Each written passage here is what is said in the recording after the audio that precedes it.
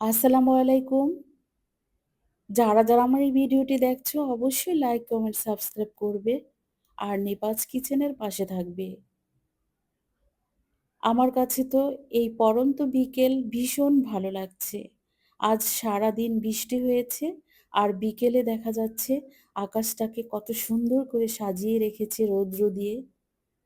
কার কাছে ভালো লাগছে এই সুন্দর আকাশ আর আল্লাহর সৃষ্টি? সবাই কমেন্টে জানিয়ে দিও। যখন আমি নিজেকে নিয়ে কিছু ভাবি, তখন আমি আকাশ পানেই চেয়ে থাকি আর সৃষ্টির প্রশংসা করি।